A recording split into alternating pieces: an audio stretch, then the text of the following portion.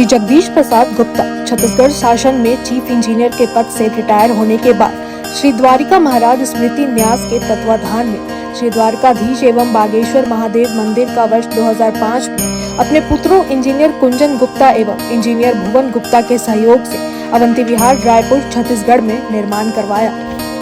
श्रीमद् भागवत कथा, राम कथा, गीता तत्व, वेदांत आदि के तात्पर्य को व्यासपीठ से कहने के कारण संतों द्वारा इन्हें आचार्य श्री जगदीश भी कहा जाता है। अपना संपूर्ण जीवन परमात्मा की सेवा में दिया। उन्होंने परमात्मा भगवान श्री द्वारिकाधीश के दिव्य गुणों और कर्मों को लेकर अभी तक 15 ग्रंथ लिखे हैं, जिन ग्रंथों को भारतवर्ष के जगत गुरु और महापुरुष संतों के द्वारा आशीर्वाद प्राप्त हुआ है।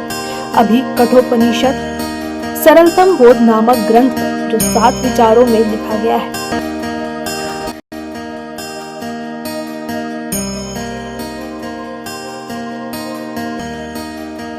हरि ओम।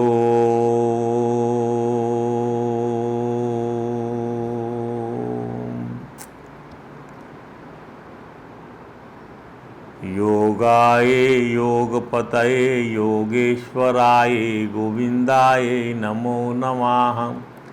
विश्वाय विश्वपतये विश्वेश्वराय गोविंदाय नमो नमः।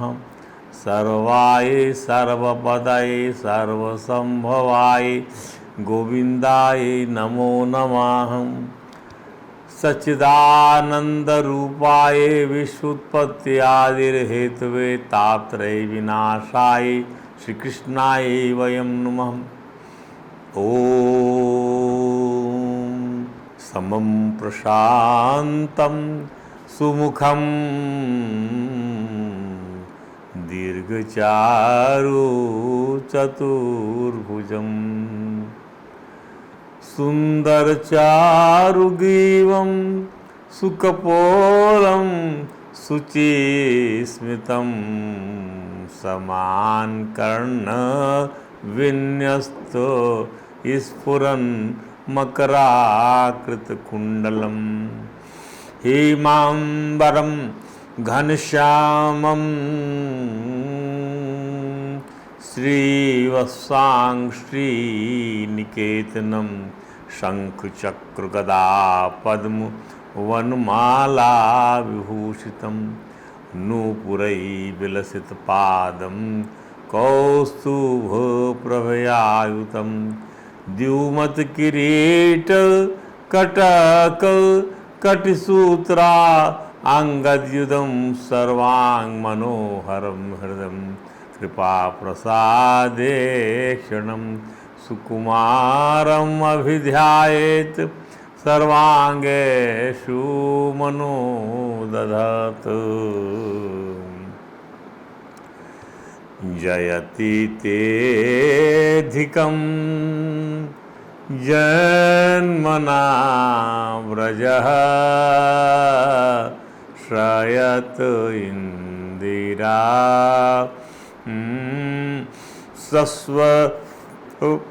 सस्वदत्र हि दायितदृशतां दीक्षुतावका त्वयि धृतासवं त्वां विचिन्वते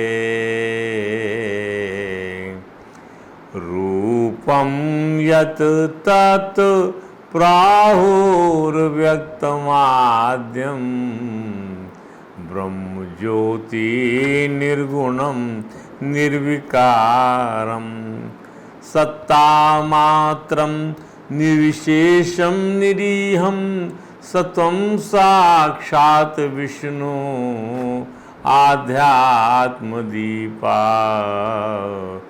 नष्टे लोके द्विपरार्धावसाने महाभूतेषु आदिभूतं गतेषु नष्टे लोके व्यक्ते अव्यक्तं कालवेगेन व्यापे भवानी कः शिष्यते शेष संज्ञः भवानी कः शिष्यते शेष संज्ञा। ओ शेष नारायण नारायण नारायण, जगन नारायण नारायण नारायण। ओ राम नारायण नारायण नारायण, द्वारका नारायण।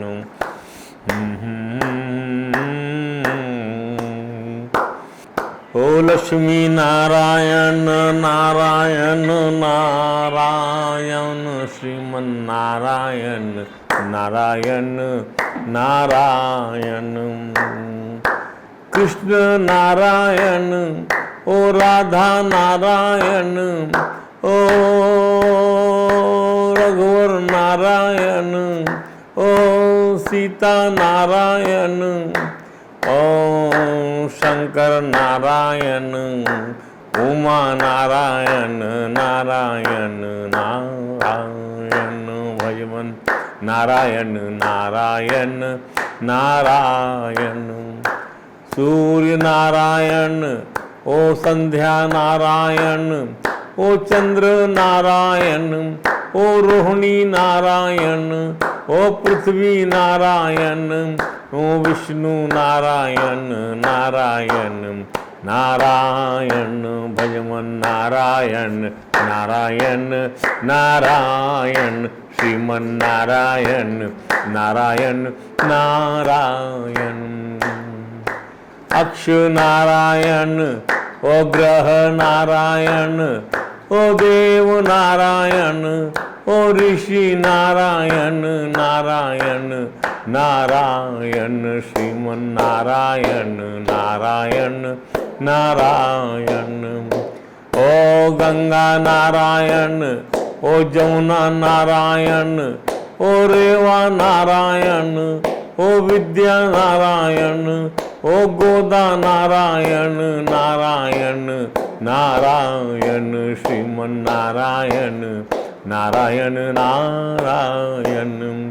सनत नारायण, ओ नारद नारायण, ओ व्यास नारायण, ओ शुक नारायण, ओ चैतन नारायण नारायण नारायण, भक्ति नारायण, ओ भक्त नारायण, ओ भगवन नारायण, ओ गुरु नारायण, ओ नारायण नारायण नारायण, माते नारायण, ओ पितृ नारायण, ओ देव नारायण, ओ गुरु नारायण नारायण नारायण। गीता नारायण, ओ वेद नारायण, ओ मानस नारायण, ओ भारत नारायण, ओ भागवत नारायण नारायण नारायण, श्रीमन नारायण नारायण नारायण।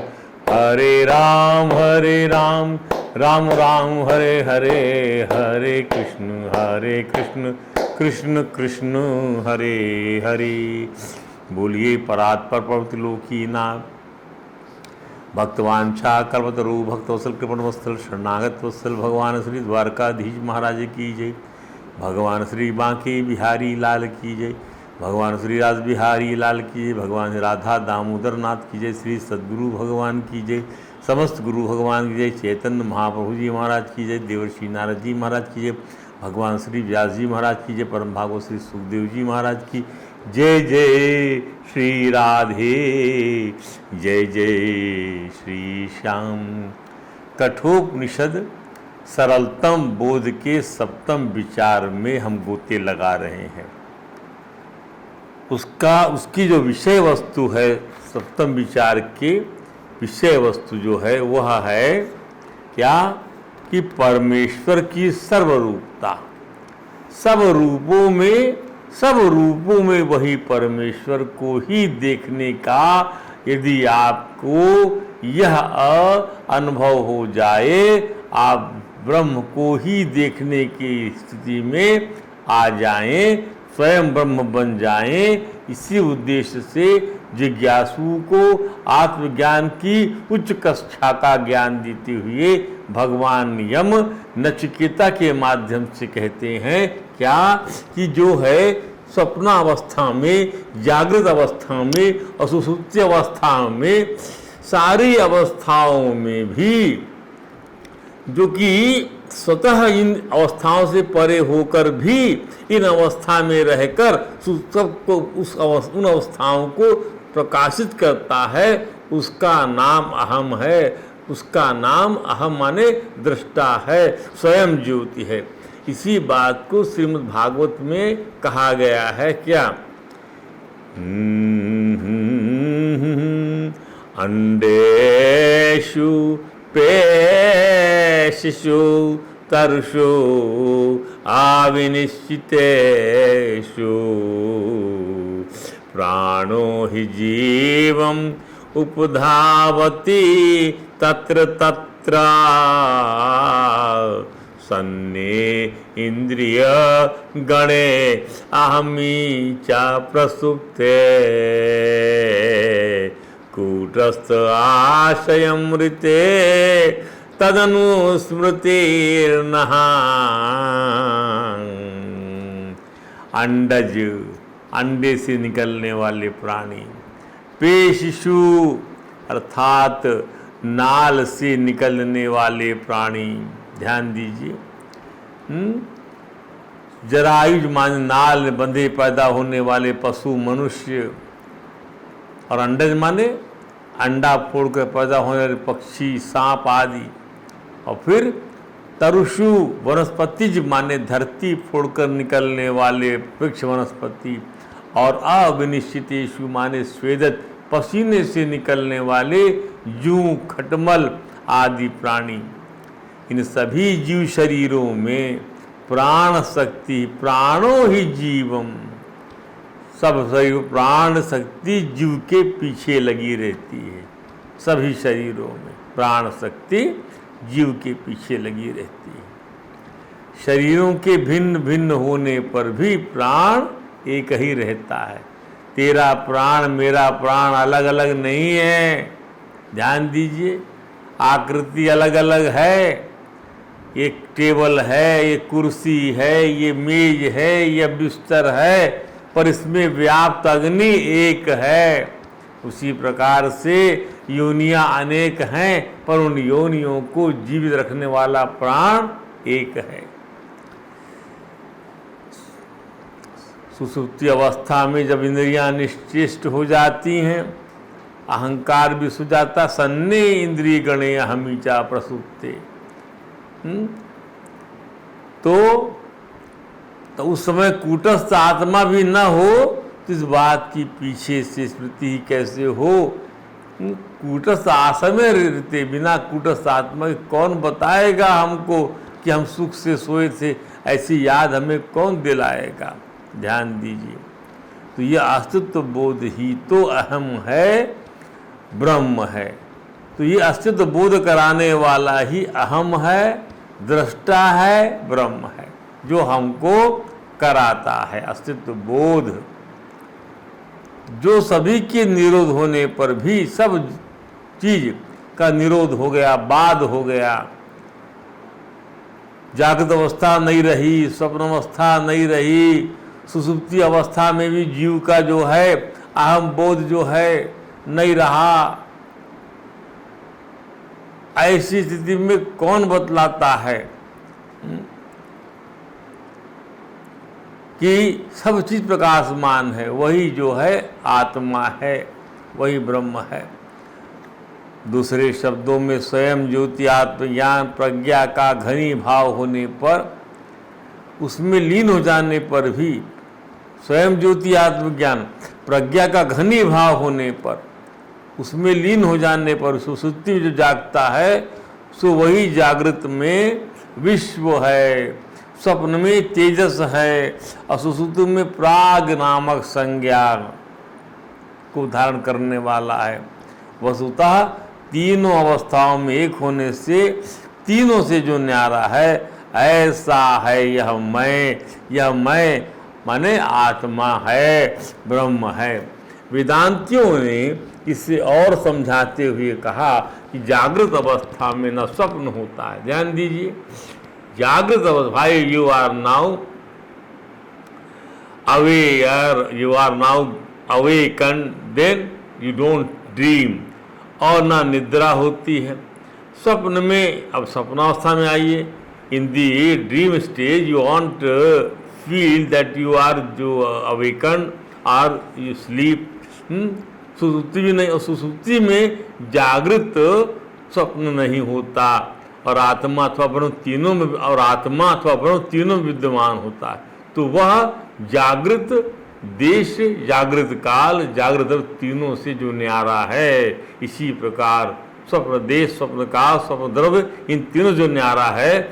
और सुसुप्ति में घनीभूत देश, घनीभूत काल, घनीभूत द्रव्य जो कि दृष्टि में, वृत्ति में लीन हो गए हैं, उनमें जो लीन नहीं है वह है आत्म वस्तु, अलीन आत्म तत्व। जो लीन नहीं होता, सब उसमें लीन हो जाते हैं, पर वो लीन नहीं होता, क्योंकि वह वस्तुता देश काल वस्तु से अपरिछिन्न है, अलीन है, सब उसी में लीन होंगे, वो अधिष्ठान है। ये यद दृश्यते तत ततः पृथक न भवति, ये न यद दृश्यते, जिसके द्वारा जो कुछ देखा जाता है वह अलग नहीं होता, कि नियम है।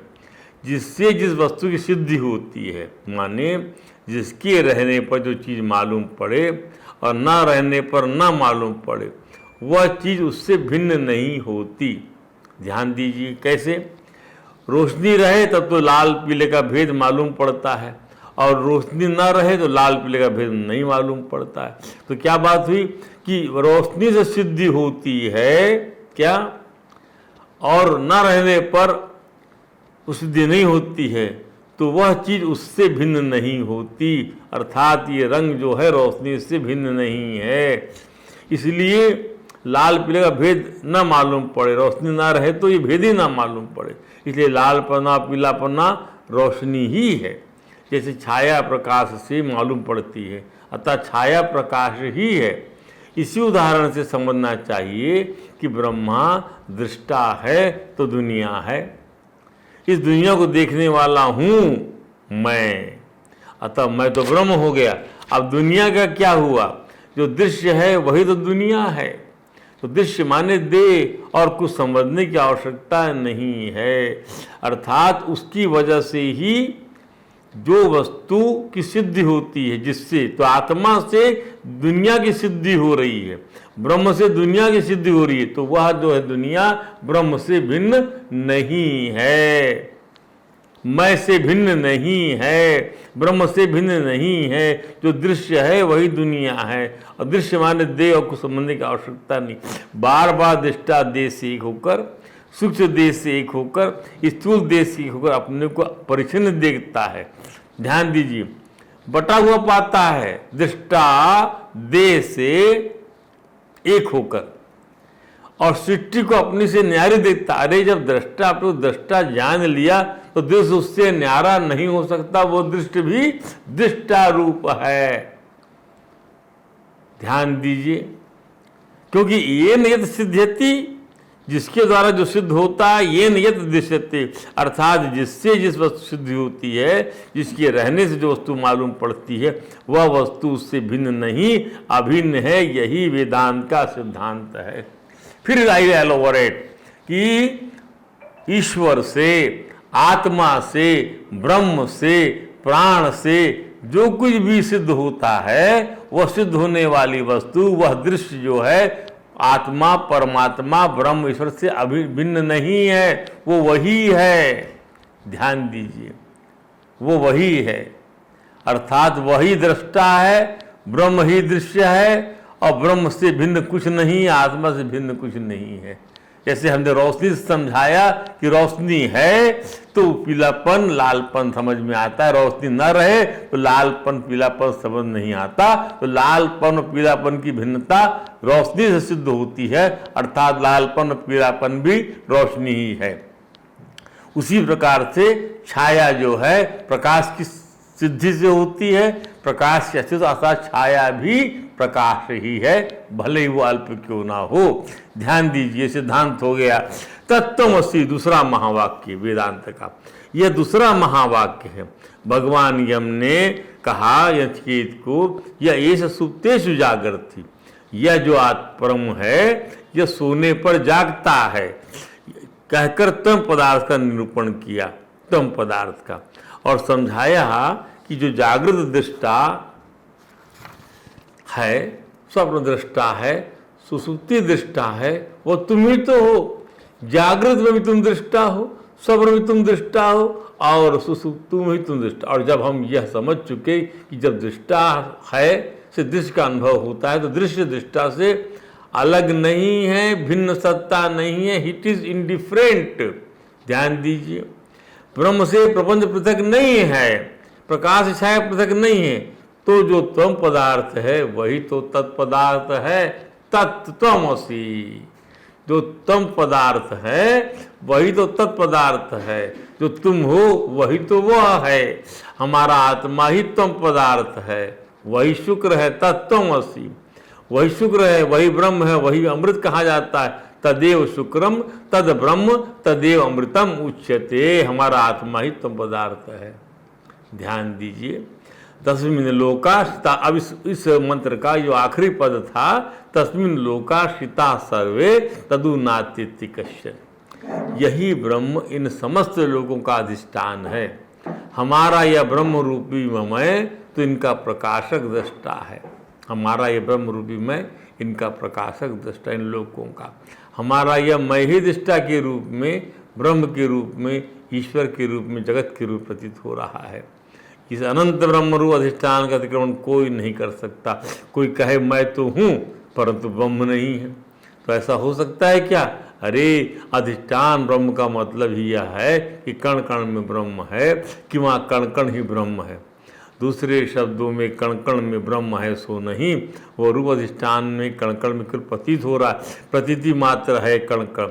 इतद वैतद, यही जो किसी की मिटाई मिट नहीं सकता, जो किसी काट टिकट नहीं सकता, जिसको नरक स्वर दबा नहीं सकते, जिसको महाभारत दबोच नहीं सकता, वही है स्वयं प्रकाश चैतन्य अधिष्ठान, जिसे जड़ता पराभूत नहीं कर सकती। इसी को बोलते अहम ब्रह्मास्मि। अब इसको दूसरे दृष्टांत से समझाया गया है। भगवान यम ने नचिकेता को एक अलग दृष्टांत बताया इसको समझाने के लिए कि किस प्रकार से कि दृश्य की भिन्नता होने, भिन्नता भी ये सिद्ध नहीं कर पाती कि दृष्टा जो है दृश्य से अलग है या दृश्य दृष्टा से अलग है। दृश्य की भिन्नता दृष्टा से सिद्ध होती है, तो जिससे जो भिन्नता सिद्ध होती वो वही है। दृष्टि भी दृष्टा है, प्रपंच भी दृष्टा। इसी को दूसरे सिद्धांत से समझाते हुए भगवान यम ने कहा, एक नहीं दो तीन सिद्धांत यहाँ पर उन्होंने प्रतिपादित किया है, हम उसको ब्रीफ करते हैं। पहला सिद्धांत, अग्निर्यथैको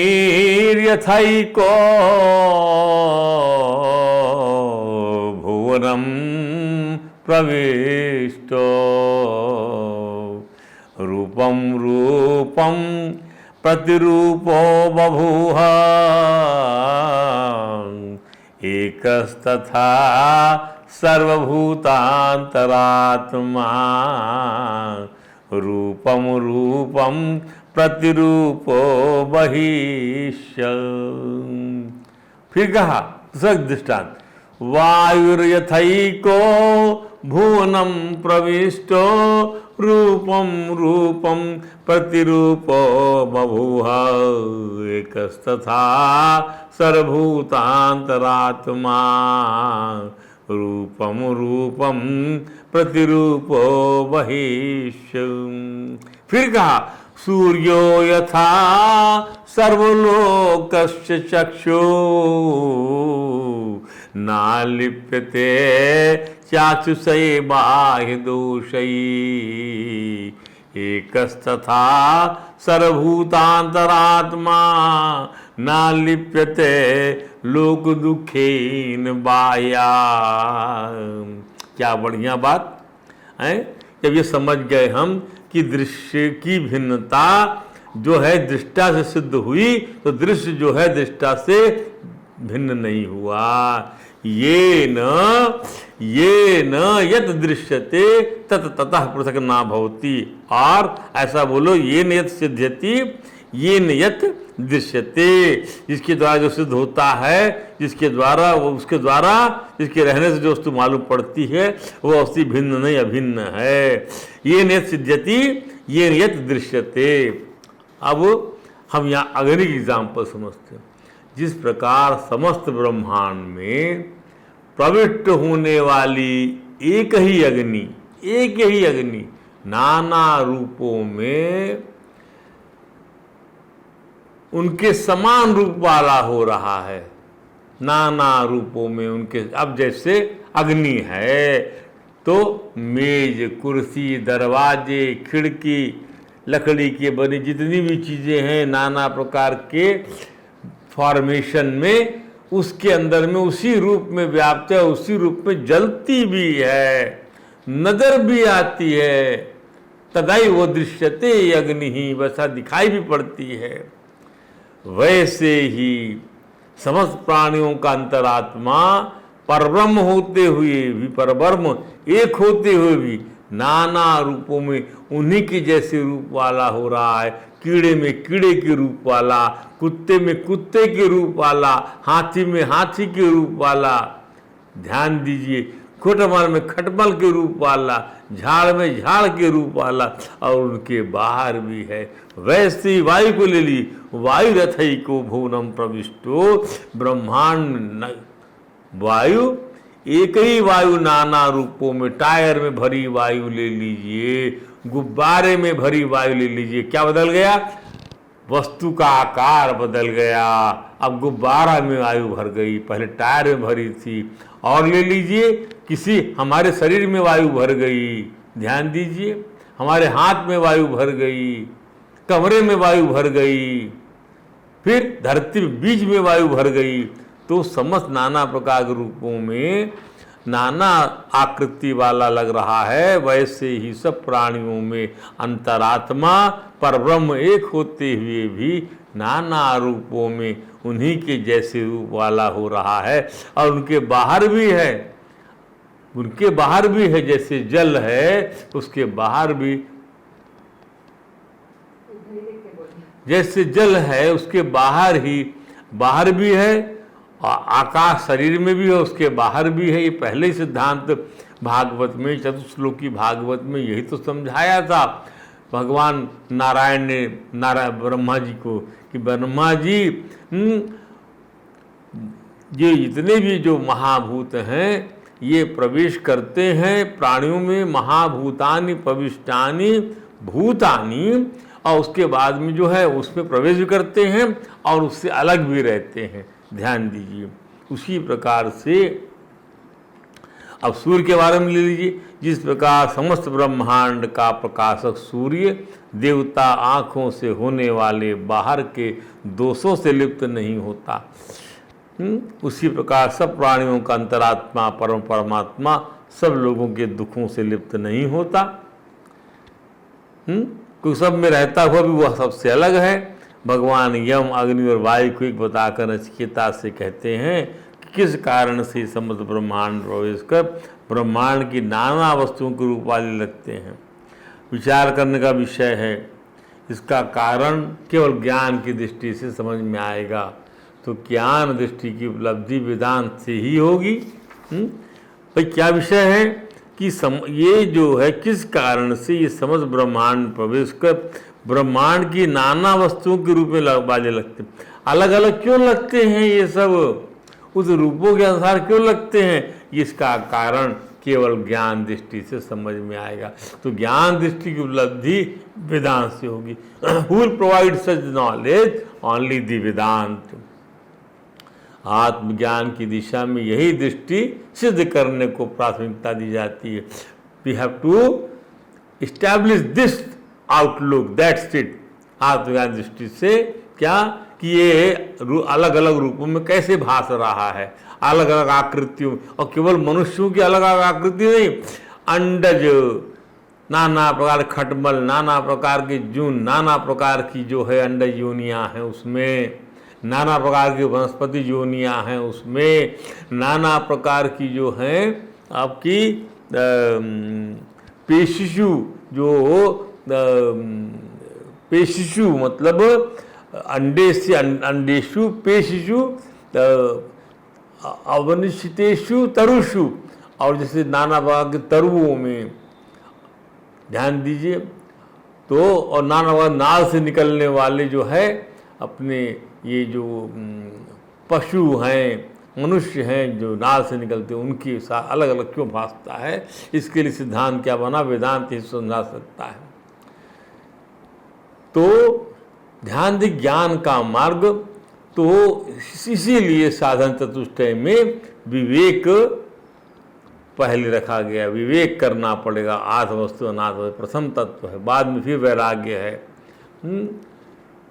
विवेक वैराग्य ध्यान दीजिए, और फिर तीसरा साधन चतुष्टय, और चौथा जो है आपका मुमुक्षा। तो ध्यान दें कि ज्ञान मार्ग विवेक से ही आरंभ होता है, और वास्तविक विवेक माने आत्मज्ञान के बोध होने में ही समाप्त होता है। ज्ञान मार्ग विवेक से ही प्रारंभ हुआ और जाकर वह आत्मज्ञान के बोध में समाप्त हो गया। आत्मज्ञान हो गया अर्थात मैं वही हूँ जो मेरे परमात्मा है।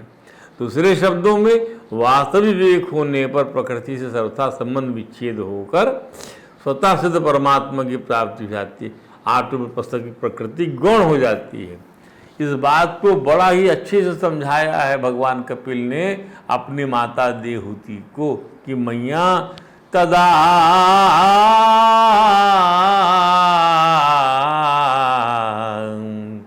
तदा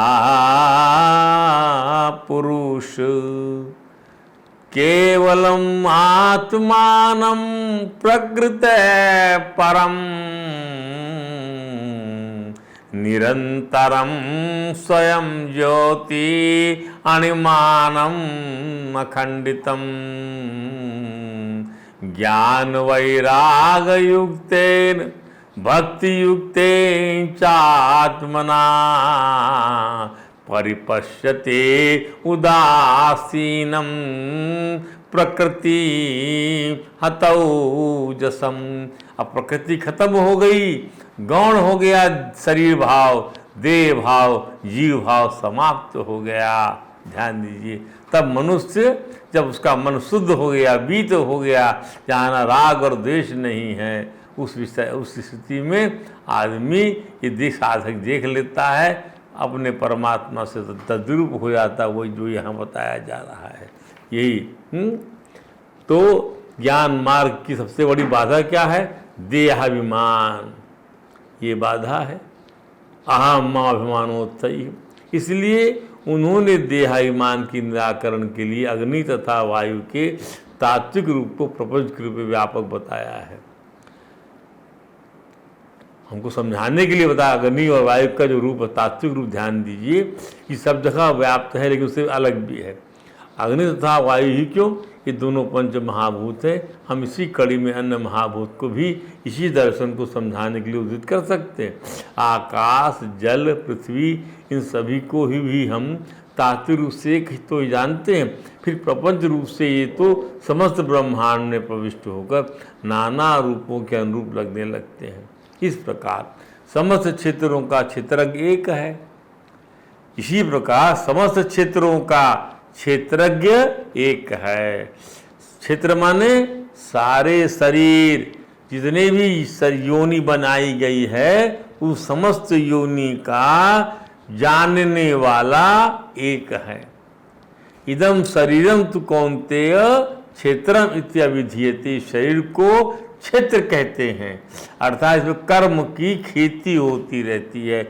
और एतद् यो वेत्ति तम प्राहु क्षेत्रज्ञमिति तद्विदुः। उसको जानने वाले ब्रह्मविद, उसके क्षेत्र को जानने वाले को क्षेत्र। और क्षेत्रज्ञ कौन है? वह क्षेत्रज्ञ मैं ही जानता हूँ इसको। क्षेत्रज्ञम चापि माम विद्धि सर्व क्षेत्रेषु भारत। अब आप बताओ कहाँ आप लगते हो? सारे शरीरों का क्षेत्रज्ञ मैं हूँ। तो आप यदि अपने आप को जान गए तो आप परमात्मा ही हो गए। ध्यान दीजिए, यदि अपने आप को आप जान गए तो आप परमात्मा ही हो गए, श्री कृष्ण ही हो गए आप। क्योंकि कौन कह रहा है ये? भगवान श्री कृष्ण के सारे शरीरों का, केवल मनुष्य शरीर का नहीं, सारे शरीरों का, सारे भूत प्राणियों का मैं क्या हूं? मैं क्षेत्रज्ञ हूं। और सारे भूत प्राणियों शरीर क्या है? क्षेत्र है, फील्ड है, जहां कल्टीवेशन होता है कर्म का। ध्यान दीजिए, और वह सर्व क्षेत्रेषु क्षेत्रज्ञं चापि माम विद्धि सर्व क्षेत्रेषु भारत, उसको जो है वो मैं हूं। क्या बात!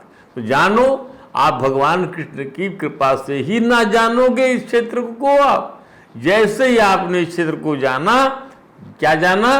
कि मैं इस क्षेत्र को जानने वाला हूं, मैं आत्म तत्व हूं, मैं क्षेत्र से निराला हूं, न्यारा हूं, ये क्षेत्र मेरा है, मैं क्षेत्र नहीं हूं। और तो हम अपने क्षेत्र को जानेंगे तो भगवान ने कितनी बड़ी बात कह दिया कि उस क्षेत्र को जानने वाला जो है वो मैं हूं, वह मैं हूं। यदि आप भी जान गए तो वो स्वयं वो परमात्मा है, आत्मा ही परमात्मा है। आप भगवान श्री कृष्ण के साधर्म को प्राप्त कर लेंगे, ये इसका अर्थ है। जीव जो है ब्रह्म से ब्रह्मात्मा को बोध कर लेगा, ये इसका अर्थ है।